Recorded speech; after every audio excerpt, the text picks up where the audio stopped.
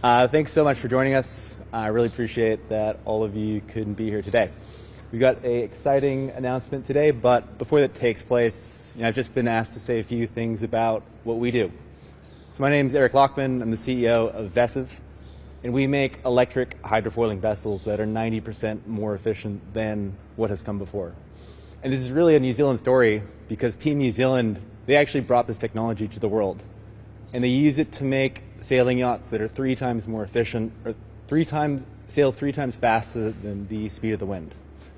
What we do is we use that same tech to ask the question of, well, how efficient can we make a powered vessel? How efficient can we make a ferry? How efficient can we make a tourism vessel? How efficient can we make a recreational boat? In the sustainable future that we all want, it's not just about using less. It's about doing more with less. And what we do is by making our boats more efficient, they go further, they charge faster, and they cost 90% less to operate. There's a concept that I really like called genuine impact, and that's related to not just making green products, but making products that are better that happen to be green, because that's how we propel genuine impact. Now, why is this important for New Zealand? 2 reasons. One is we import billions of dollars of fossil fuels every year, and that ends up being a massive leak in the economy. Electric machines like this serve to plug that leak. Secondly, we've only launched about a month and a half ago, and since we've launched, we've had so much interest internationally in what we do. So next year we'll actually be exporting these offshore. And New Zealand's primarily an agricultural economy, and so innovation like this, world-class innovation like this, it's a good step towards building ourselves up. And so I think some of this relates to what Minister Watts is about to say, and we're so honored that he can be with us to make this announcement. Thank you. Great. Well, thank you very much, Eric. Thanks to Max and also to Sir Stephen for allowing us to be here this morning in order to make our announcement. Vess is a prime example of New Zealand innovation, climate tech that is going to allow our economy to grow, to prosper, but also to ensure that we reduce our emissions as we progress into the future. It's a real pleasure to be able to welcome you all here this morning. The opportunity here is to outline our climate strategy that we are announcing today, the coalition government strategy, which outlines the way in which we are going to deal with the impacts of climate change, but also prepare for its effects and ensure that we meet our overarching climate targets that this government has signed up to. What we know is that the impacts of climate change are here. They are significant, and the frequency and severity of their impacts is increasing. Only in the last few weeks have we seen the impacts of the Wairoa floods, building on the impacts that we had in Tairāwhiti, Hawke's Bay, Gisborne, and also Auckland just over a year ago, and this compounds on many other events. So what is clear is that we need a clear strategy at a government level to be able to deal with those impacts, but also prepare for what is to come in the future. The climate change strategy document that we have outlined today includes 5 key pillars. These pillars relate to, firstly, ensuring that we have resilient infrastructure to build stronger communities. That is a key element in regards to what I've just referred to, but also in regards to our plans around adaptation, which is a significant aspect for New Zealanders. The second component relates to having credible markets. The emissions trading scheme is the market mechanism in order to price emissions. That is the most effective mechanism to meet our targets, and we need credible markets in order to achieve that. We also have a significant advantage in New Zealand, which will power boats like the one behind me, which is having more abundant and affordable clean energy. We have significant ambitions and plans around doubling renewable energy by 2050, but also implementing charging infrastructure. So more abundant and affordable clean energy is the third key pillar of our strategy. The example behind of the technology that Vess is creating relates to world-class innovation. And world-class innovation is the fourth pillar, which will allow us as a New Zealand economy to take advantage of the skill set, capability and experience that we have in this country. New Zealand is blessed with talent. We have huge amounts of opportunities, not only in terms of the clean tech behind, which will provide solutions for transportation on water, but our agri-tech sector as well is a significant area which will drive emissions reduction for livestock in particular. And that is a key area that we want to ensure that we push as well. And the last pillar, but importantly, is acknowledging that nature-based solutions are a key pathway and a key mechanism for us to transition and deal with climate change. Dealing with our biodiversity across our fauna and forests across this country, taking into account other mechanisms to reduce emissions such as blue carbon, are absolutely pathways that as a government we want to support to ensure that we can meet our climate targets. So those 5 key pillars are the Coalition Government's strategic framework in which we will be focused on as a government to ensure that we meet our emissions targets, of which the Prime Minister has Target 9, which is a Prime Ministerial target around domestic emissions reduction. We're confident that our strategy will set us up for success, not only for the years to come, but also the generations to come. And we acknowledge that climate change and the impacts of climate change is a significant cost already for the New Zealand economy, and that these costs in terms of dealing with the impacts of climate change are going to increase. And so therefore it is upon government to ensure that we have a credible strategic framework and plan outlined and covered by those 5 key pillars that sets ourselves up for success in the future. If we have that strategy in place, which we're confident that those are the areas that will help us address climate change, then we're in best placed position to be able to prepare for the impact and respond to the impacts of climate change in the future. And with that, I'll be happy to take any questions.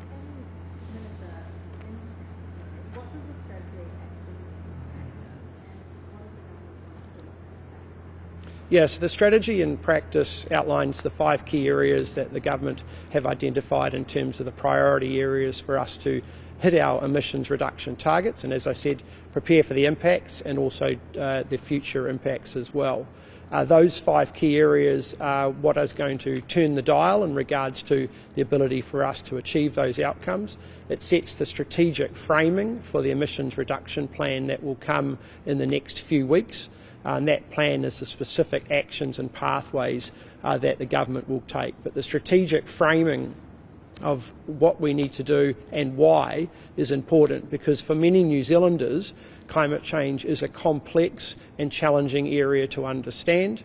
They are very much acutely aware of the impacts of floods and etc. on their households, but having a clear understanding in terms of the framework in which the government's going to achieve and focus on is important.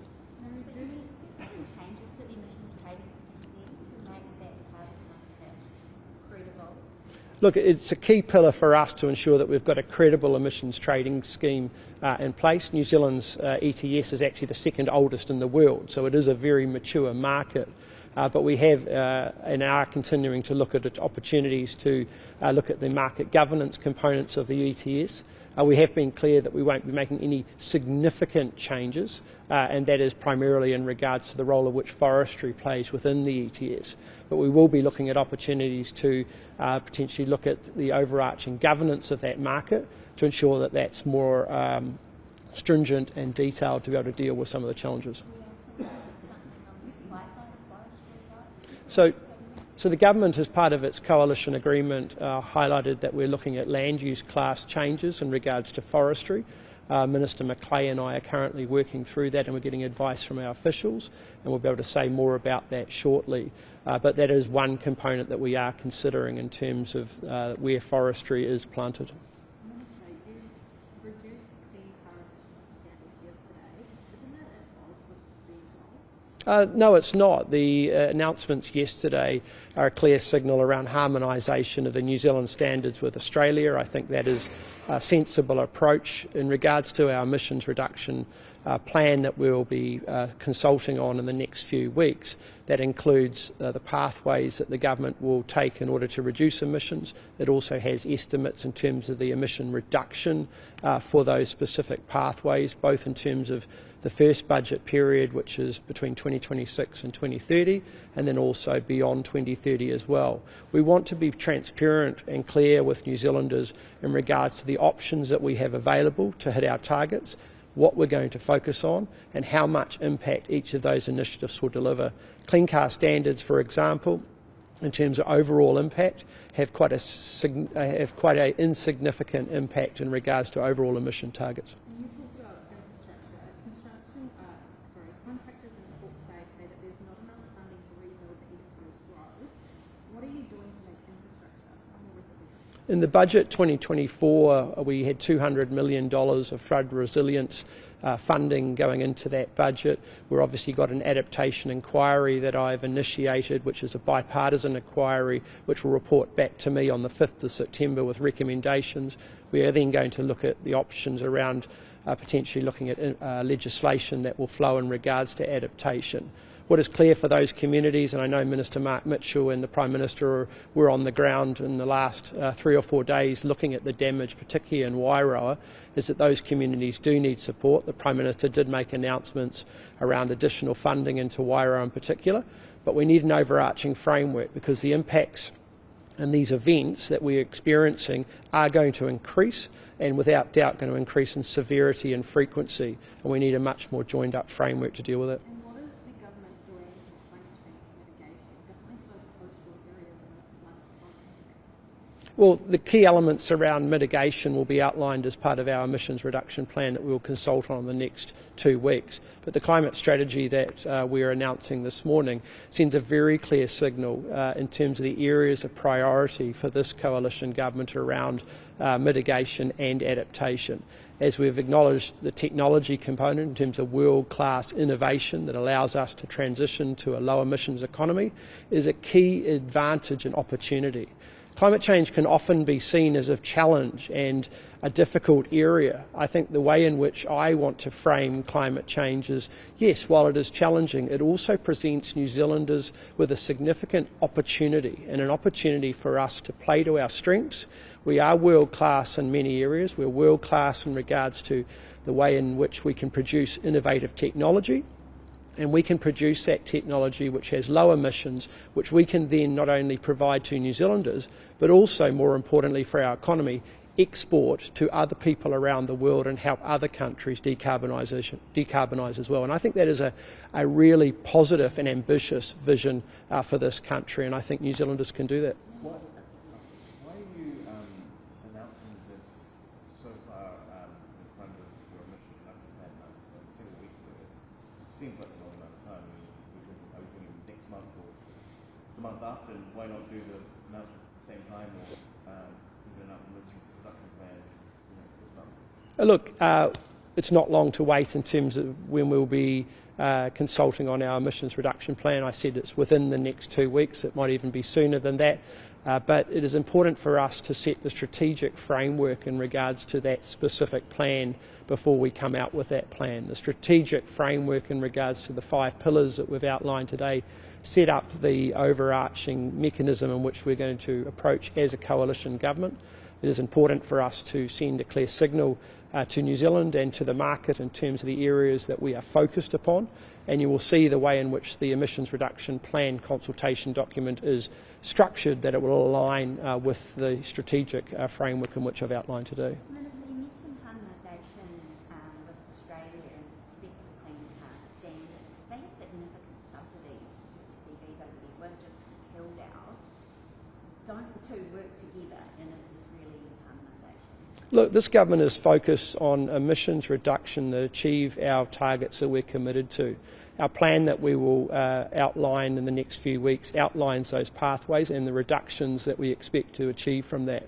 Yes, there are examples in terms of different pathways and different outcomes that they achieve, but they do come at different costs. As a principle, we want to achieve the overarching income at the lowest cost, and I'm comfortable in terms of the harmonisation elements around the clean car standards between Australia and New Zealand, that actually having alignment between our two countries in regards to those standards makes a lot of sense, particularly when you think around the vehicles are coming into this market from Southeast Asia into both of the markets, and so having harmonisation is sensible. And one more from there. You announced the framework for carbon capture and storage yesterday. Can you reassure people that this isn't going to be used as a delay tactic for actually cutting emissions from fossil fuel industry? Because we have seen fossil fuel companies accused of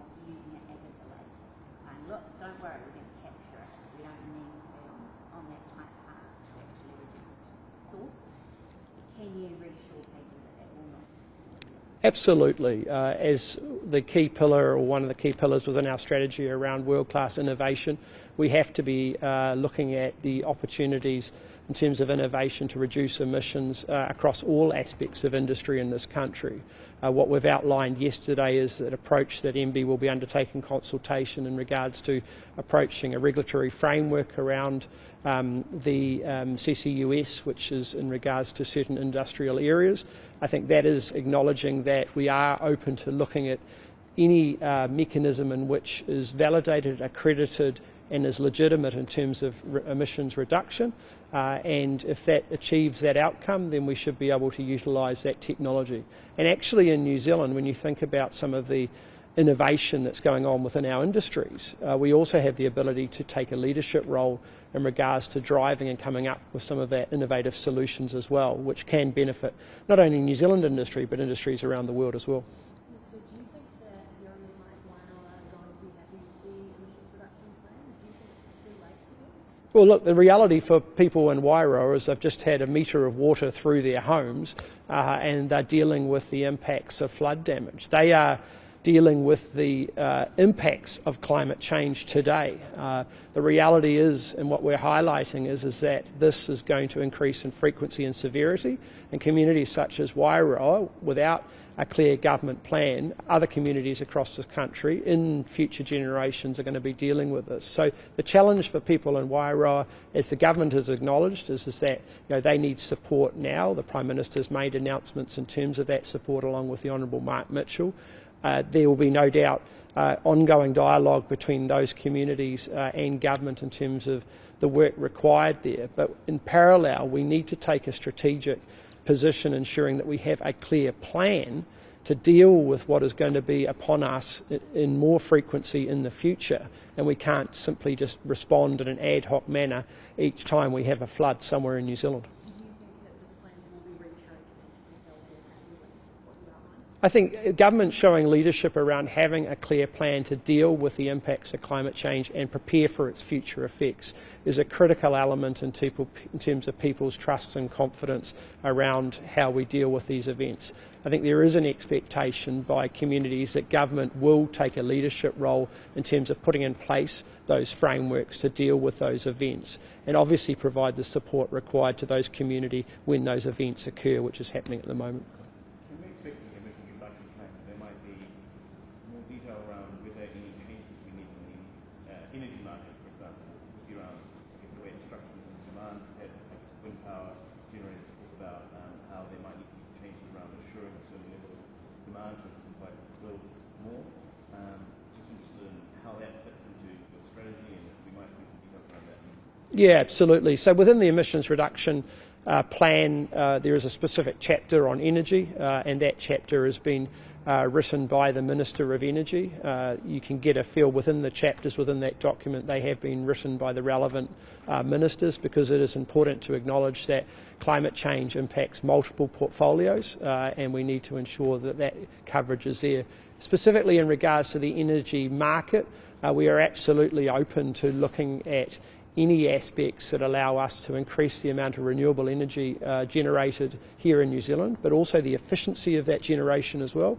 I was in Taupo last week looking at the geothermal industry that is significant in that part of the region. New Zealand has, again, significant opportunities in the geothermal space in terms of producing clean, renewable energy to not only produce electricity, but also to allow us to transition off coal and gas heat in industrial areas.